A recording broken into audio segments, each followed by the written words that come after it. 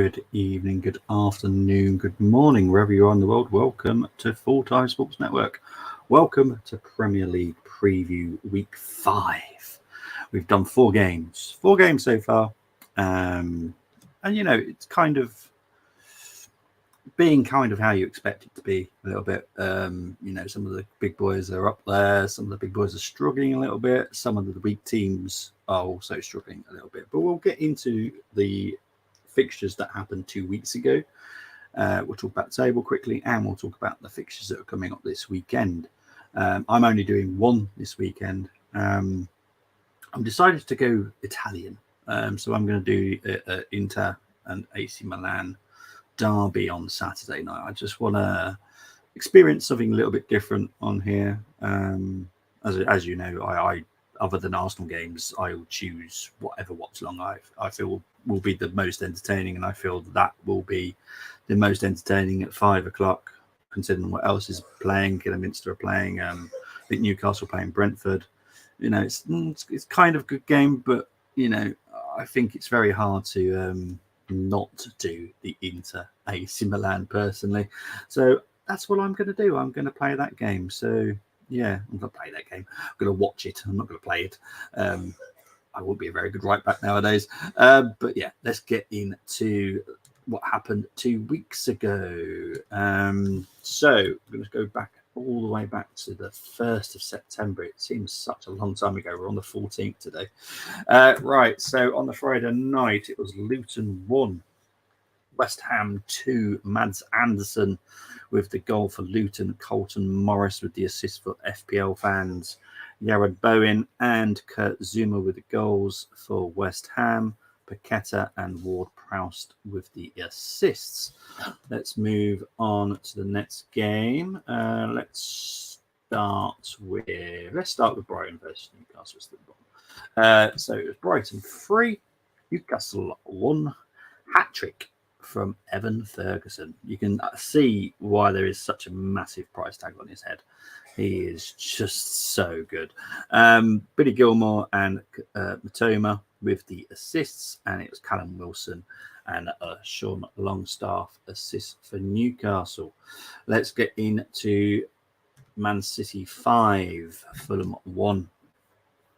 Alvarez, Ake and Erling Haaland hat-trick were the goals for Man City, with a Haaland assist, a Foden assist, and a Sergio Gomez assist. And it was Ream with the goal for Fulham.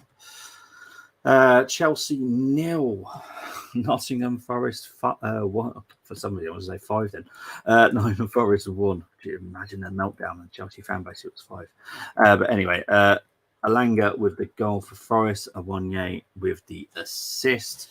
You know, they're just sneaking points out of nowhere at the moment, Forest. So big up to Forest. Chelsea, just not going right, is it? Burnley, very disappointing, especially at home. Burnley 2, Tottenham 5. Lyle Foster and Brownhill with the goals for Burnley. It was Colin Osho and Cullen with the assist. It was a Son hat-trick, a Romero goal, and a Maddison goal. And it was Solomon 2 assists, Porro with an assist, and Udogie with another assist. So, yeah, Tottenham doing what I've said. Watch out for Tottenham under Ange. I think they could be very dangerous. And so far, they really are. Brentford 2, Bournemouth 2. Matthias Janssen and Wemo with the goals for Brentford. Nathan Collins assist. Solanke and Brooks with the goals for Bournemouth. Senesi and Tavernier with the assists. What else we got here? We have got, let's just go back one. Sheffield United 2, Everton 2, Cameron Archer and a Pickford own goal for Sheffield United. And it was a McBurney assist for the FPL fans. Decore with the goal, and Danjuma with another goal for Everton, and Patterson assist. So that was the Saturday games. Big up to my pod brother, Branny. Hope you're doing well, my friend. It's always nice to see you in the chat. Hope you're doing well. Let's move on to the Sunday games. There's no Monday games, so that's cool. Let's leave Arsenal till last. You said that's my team. Okay. So Crystal Palace 3, Wolves 2, Edouard with 2 goals. You know, we're all saying in the summer that Palace need someone that can put the goals away because Edouard has been disappointing. And here he is scoring 2 goals. Eze with the other goal for Crystal Palace. It was a Mitchell Mateta with 2 assists. So there we go. Those were 2 players that Crystal Palace were willing to sell in the summer, and you know they were on the scoreboard. You got Hwang Hee Chan and Kuna with the goals for Wolves. It was a Neto with both assists, so 2 assists for Neto. So yeah, people are going to like that, the FPL fans. Let's get into Liverpool 3, Aston Villa 0. Szoboszlai with the goal, Matty Cash own goal, and Salah with the 3rd, and it was Trent Alexander-Arnold with an assist and a Darwin Núñez assist. Let's get into the final game of the weekend, and it was Arsenal 3, Man United 1. Odegaard with the goal, Rice in the 96th minute, and Gabriel Jesus in the 101st minute. Love it. Honestly, that game was so dramatic. It was crazy. Martinelli with an assist, Saka with an assist, and Fabio Vieira with an assist. And it was a Rashford goal for United with a Christian Eriksen assist. But if I'm honest, that assist from Eriksen is pretty soft because Rashford had to do a lot himself. And this is why I don't agree with the assists, because Rashford did pretty much all that himself. But, you know, Eriksen gets some credit for some bizarre reason. Right, let's move into the table before we go on to the fixtures for this weekend. So, in first, unsurprisingly, is Man City with 12 points. Second, Tottenham. Liverpool, 3rd. West Ham, 4th. Arsenal, 5th. Brighton in 6th. Crystal Palace in 7th. Brentford in 8th. Nottingham Forest in 9th. Aston Villa in 10th. There's Man United in 11th. Chelsea in 12th, and on 4 points. 4 points.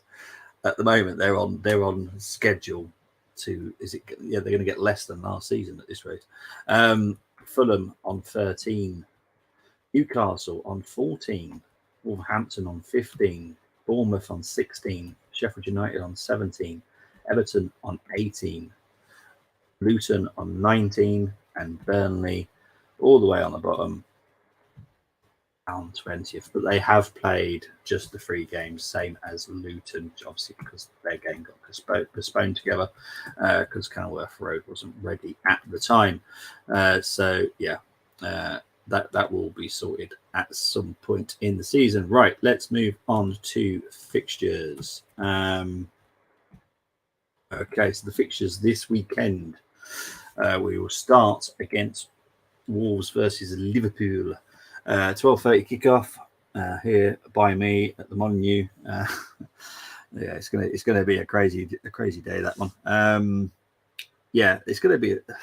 I can't see anything more than a Liverpool win.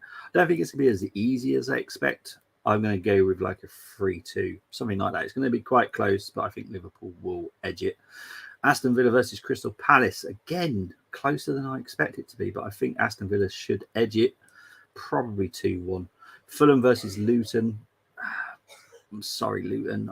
I'm just not seeing the Luton I was expecting to see. I'm not one of these that going, oh, Luton are just that bad. No, they're not, because they've had 2 good seasons in the Championship.